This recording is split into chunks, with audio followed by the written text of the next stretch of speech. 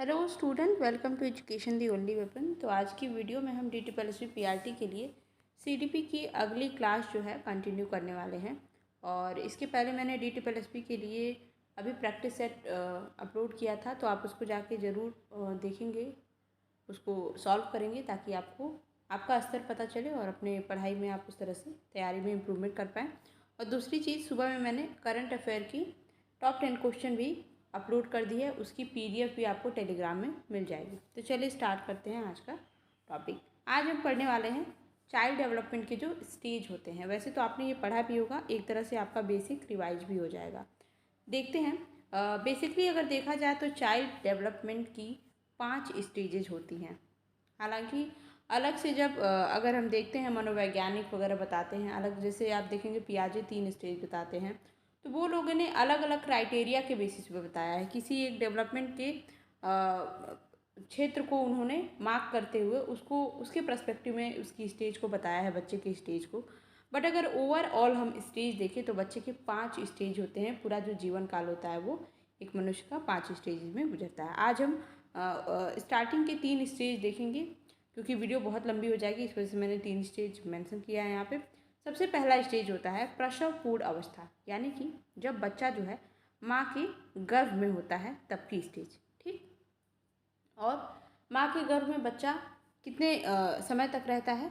तो 9 मंथ, यानी कि 9 मंथ तक बच्चा जो है माँ के गर्भ में होता है। और स्टेज को हम प्री नेटल स्टेज या फिर प्रसव पूर्व अवस्था, गर्भावस्था के नाम से जानते हैं। ठीक है। अब एक बालक के अंदर विकास के 3 मेन डोमेन होते हैं, हमने पिछली वीडियो में देखा था, फिजिकल, कॉग्निटिव और सोशियो इमोशनल डोमेन। ठीक है। तो हम इन तीनों डोमेन्स के पर्सपेक्टिव में देखेंगे कि बच्चे में इस स्टेज में कौन कौन से डोमेन में कैसा ग्रोथ हो रहा है, कैसा डेवलपमेंट देखने को मिल रहा है।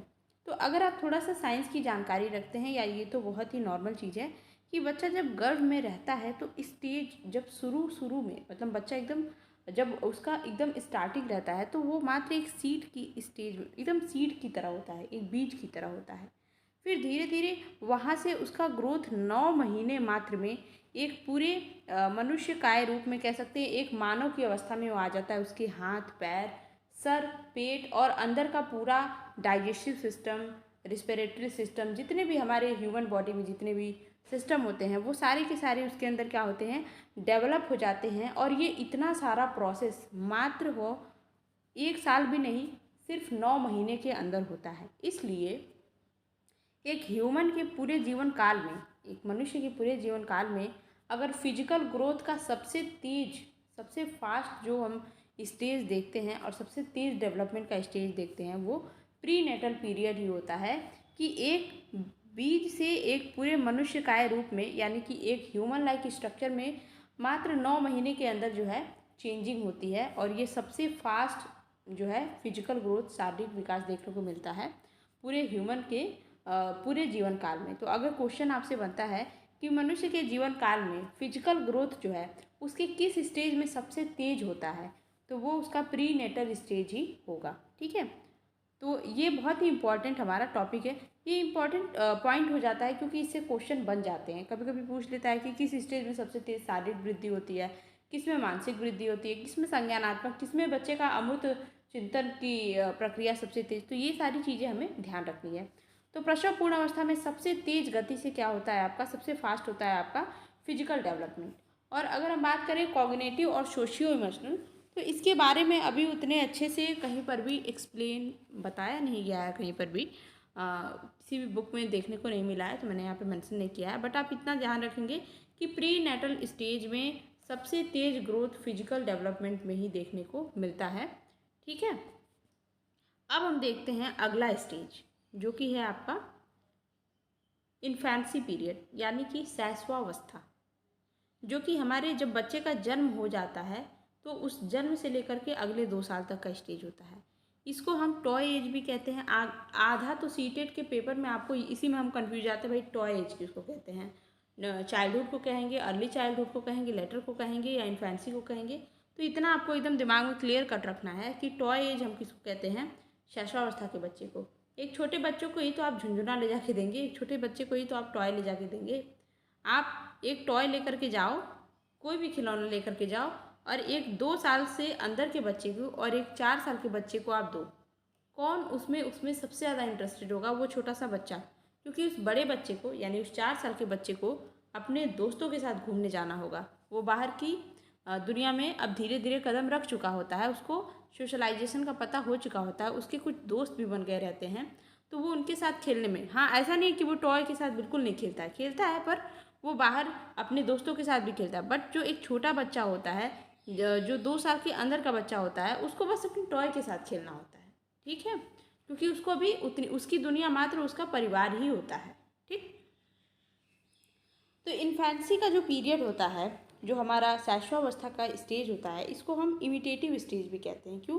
क्योंकि आप बच्चे को देखोगे, आप देखते होगे छोटे बच्चे को, आपने कभी देखा होगा, तो वो क्या होता है, वो उसके सामने कोई जिस तरह की एक्टिंग करता है तो वो उसी तरह से उसकी नकल उतारता है, ठीक है। ये हमें देखने को मिलता है, बहुत सारी किस्से कहानियों में हमने देखा भी होगा।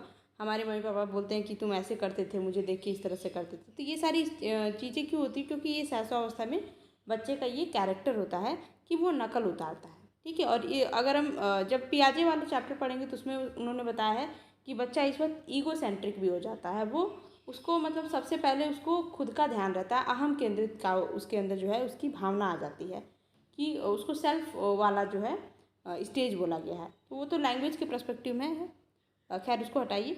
तो हमारा जो शैशवावस्था का स्टेज होता है, अब हम बात करते हैं जो 3 डोमेन्स की बात की मैंने, यानी कि जो हमारा फिजिकल, कॉग्निटिव और जो आपका अगला स्टेज सोशियो इमोशनल होता है। तो इस पर्सपेक्टिव में बच्चे के शरीर में क्या चेंजिंग हो रही होती है? तो सबसे तेज़ मैंने बताया कि जो फिजिकल ग्रोथ होता है वो प्री नेटल स्टेज में होता है, और इन्फेंसी में क्या होता है, जो फिजिकल ग्रोथ होता है वो कम हो जाता है, ठीक है। और इसके आगे जब आप चाइल्डहुड में जाएंगे तो इससे भी और कम हो जाएगा, यानी कि फिजिकल ग्रोथ जो है बच्चे के हर आगे आने वाले स्टेजेज में क्या हो रहा है, ग्रेजुअली जो है डिक्रीज होता जा रहा है, हर स्टेज में थोड़ा थोड़ा कम होता जाएगा। और सबसे पहले स्टेज में यानी प्री नेटल में सबसे फास्ट रहता है, इन्फेंसी में थोड़ा कम हो जाता है, चाइल्डहुड में उससे भी कम हो जाता है, ये प्रोसेस रहता है, ठीक है। अब हम बात कर रहे हैं अगर हम संज्ञानात्मक विकास की, तो संज्ञानात्मक विकास इसका बढ़ रहा होता है, ठीक है। उसकी जो है उसका टॉय टूट गया है तो वो उसको इधर उधर जोड़ने की कोशिश करेगा, मतलब माइंड को, अपने लॉजिक थिंकिंग को धीरे धीरे मतलब उसके अंदर डेवलपमेंट शुरू हो चुका होता है।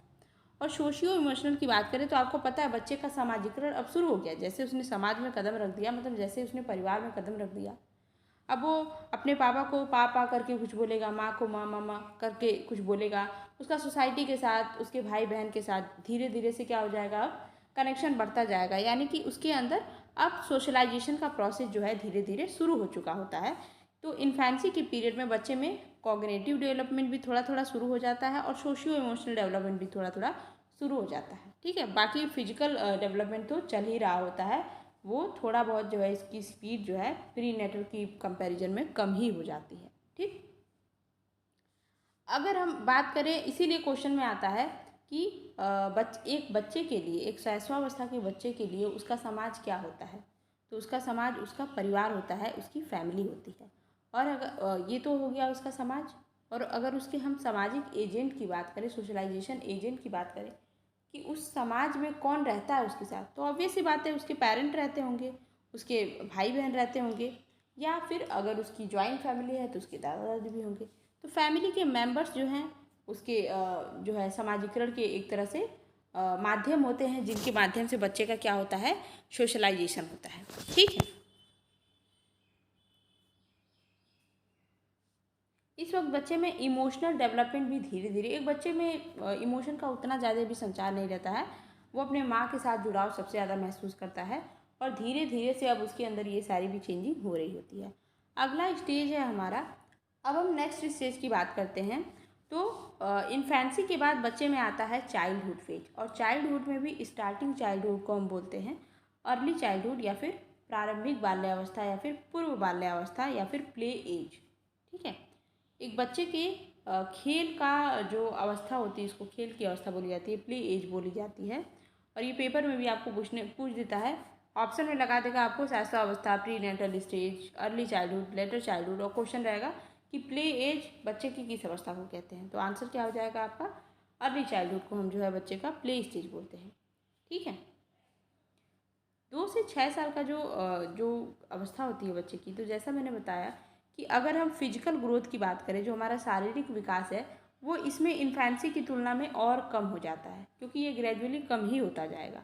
ठीक है, और जो हमारा संज्ञानात्मक विकास है वो धीरे धीरे जो है इन्फेंसी की अवस्था में क्या होता है, इन्फेंसी की कंपैरिजन में धीरे धीरे क्या होता है, बढ़ता जाता है। बच्चे में सामाजिकरण की प्रक्रिया और तेज होती जाती है। कैसे? क्योंकि देखिए, अभी तक बच्चा इन्फेंसी पीरियड में केवल अपने परिवार के साथ रहता था, उसका पूरा समाज उसका केवल फैमिली ही होता था।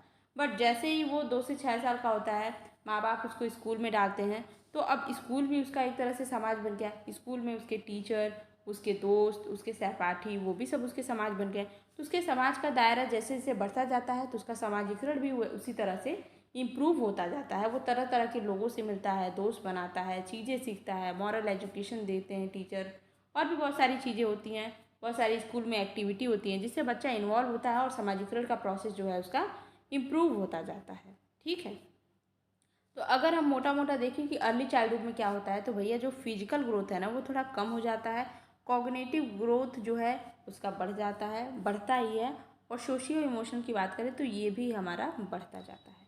ठीक, इसको मिल्डर्ड पार्टिन ने प्ले एज की संज्ञा दी है।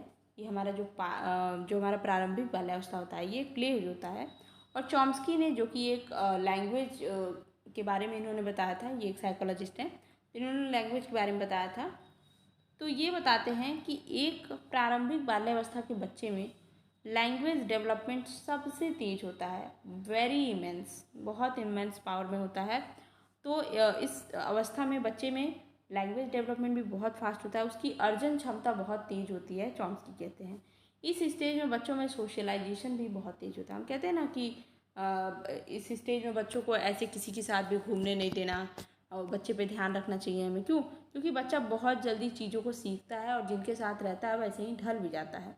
तो हमें बच्चे का बहुत ध्यान रखना होता है, ये सारी चीज़ें होती हैं। और इस वक्त बच्चे में लैंग्वेज डेवलपमेंट, सोशलाइजेशन, उसका cognitive development, socio emotional development सब कुछ चरम सीमा पर होता है। ठीक, बात करें अब हम एक बहुत ही इम्पॉर्टेंट पॉइंट की।